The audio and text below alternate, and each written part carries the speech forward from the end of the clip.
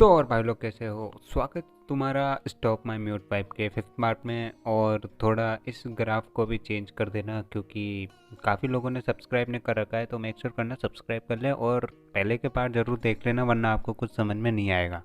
सुबह हो जाती है, उसके बाद हमें दिखाया जाता है कि कुमिंगसेन और सुनैन सो रहे होते हैं, पर सुनैन उठ जाती है और सोच रही होती है मैं यहाँ पर फिर से कैसे आ गई। तभी कुमिंगसेन भी उठ जाता है और बोलता है तुम उठ गई, मैंने आज तक इतनी अच्छी नींद कभी नहीं ली। सुनैन उठने की कोशिश कर रही होती है तो कुमिंगसेन बोलता है तुम यहाँ से उठ क्यों रही हो, क्या तुम्हें मेरा ऐसा करना अच्छा नहीं लग रहा। लेकिन वो बिना कुछ बोले उठकर वहाँ से बाथरूम के अंदर चले जाती है। कुमिंगसेन बोलता है अच्छा तुम्हें बाथरूम जाना था। थोड़ी देर बाद जब सुनैन बाहर नहीं आती तो वो दरवाज़ा नॉक करने लगता है। सुनैन बोलती "हं, बेवकूफ़ आदमी। साथ ही कुमिंगसेन भी बोलता है इंटरेस्टिंग वुमेन, और ये भी कहकर चला जाता है कि डिनर हॉल में आ जाना। तभी हमें दिखाया जाता है कि कुमिंगसेन से शाओ एटिंग बात कर रहा था और बोल रहा था कि मैंने सब कुछ छुपा लिया था पर आपने सबको बता दिया। सुनैन सोचने लगती है कि क्या आखिरी रात इसी ने मुझे बचाया था, अचानक से इसमें इतना बदलाव कैसे आ गया।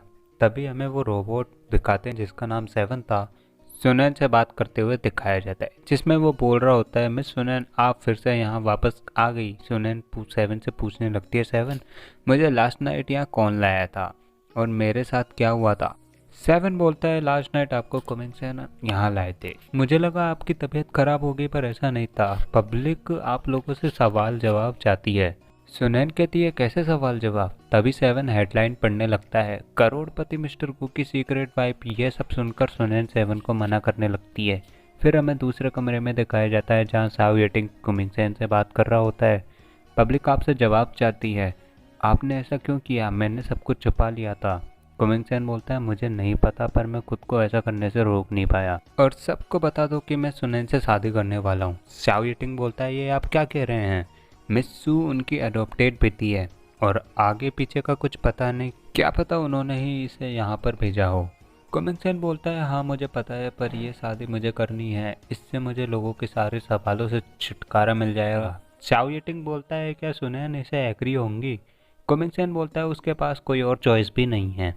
फिर शाओ येटिंग सुनैन के पास जाता है और बोलता है मिस सुनैन आपसे मुझे कुछ बात करनी है, और किसी जगह जाकर बैठकर बातें करने लगते हैं। शाओ येटिंग बोल रहा होता है कुमिंगसेन आपसे शादी करना चाहते हैं और वो यह भी सबको अनाउंस कर भी रहे हैं।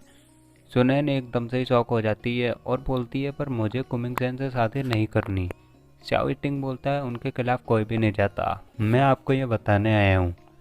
सुनैन की आंखों से आंसू आने लगते हैं। फिर सुनैन बोलती है पर मैं यहाँ से भाग जाऊँगी। शाओ येटिंग बोलता है आप फालतू में स्ट्रगल करोगी, आप यहाँ से नहीं भाग सकती। सुनैन फिर से एक कोने में जाकर सोचने लगती है कि आखिर सब मुझे कंट्रोल क्यों करना चाहते हैं।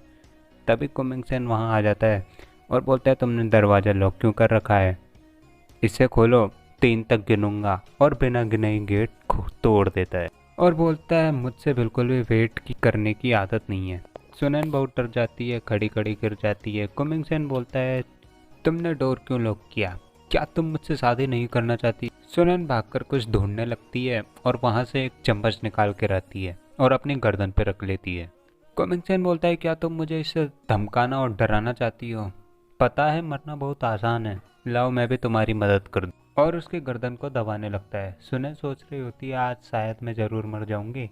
फिर हमें दिखाते हैं कि सुनैन बेड पर सो रही होती है और एकदम से उठती है और सोचने लगती है कि मैं अभी भी जिंदा हूँ क्या। जब वो अपना रूम का डोर खोलकर बाहर आती है तब हमें नया कैरेक्टर दिखाया जाता है जिसका नाम डू जिंगक्यान, जो कि कुमिंगसेन का इलाज कर रहा होता है और बोल रहा होता है अगर आप ऐसे ही छोटी छोटी बातों पर नाराज़ होते रहेंगे तब तक आप ठीक नहीं हो सकते। ये सब सुनैन सुन रही होती है और वो जान जाती है कि कुमिंगसेन को जल्दी गुस्सा आने वाली बीमारी है। तभी सुनैन आवाज़ कर देती है। कुमिंगसेन बोलता है कौन है वहाँ। यह सुनकर सुनैन पीछे हटकर गिर जाती है और उसकी एड़ी में चोट लग जाती है। वो डॉक्टर उससे बोलता है क्या तुम अच्छे से देखकर नहीं चल सकती और तुम आराम क्यों नहीं कर रही हो। डू जिंगक्यान सुनैन का इलाज करने के लिए उसका हाथ पकड़ लेता है और ले जा रहा होता है, लेकिन सुनैन गिर जाती है। तब कुमिंगसेन बोलता है डू जिंगक्यान क्या तुम चाहते हो कि मैं तुम्हारा हाथ तोड़ दूं, ये तुमसे किसने कहा कि तुम इसे टच करो। तभी कुमिंगसन सुनैन को उठाकर ले जा रहा होता है और वो डॉक्टर भी मास्टर कह कहकर अंदर आ रहा होता है, लेकिन कुमिंगसन उसे लात मारकर बोलता है तुम बाहर ही रहो। फिर वो सुनैन को गद्दे पर बिठा देता है और बोलता है मुझे तुम्हारी एड़ी चेक करने दो। तब वो जब देख ही रहा होता है तब सुनैन उसे किक कर देती है। कुमिंगसन बोलता है अच्छा अब तुम मेरे साथ ऐसा करोगी, मैं तुमसे अच्छे से बात कर रहा हूँ, तुम्हारी हिम्मत कैसे हुई ऐसा करने की। लेकिन सुनैन का ऐसा डरा हुआ चेहरा देखकर वो शांत हो जाता है और बोलता है मैं तुम्हारी एड़ी तोड़ नहीं रहा था, मैं बस तुम्हारी एड़ी पर दवा लगाने के लिए देख रहा था। चेक करने के बाद वो बोलता है एड़ी तो सही है, तो तुम्हें दर्द कैसे हो रहा है। सुनैन सोचती है क्या मुझे ये बताना चाहिए इसे कि ये गलत एंकल चेक कर लिया था। आगे क्या होने वाला है वो तो आगे वाले पार्ट में ही पता चलेगा। तब तक के लिए चैनल को जरूर से सब्सक्राइब कर लेना। आगे मिलते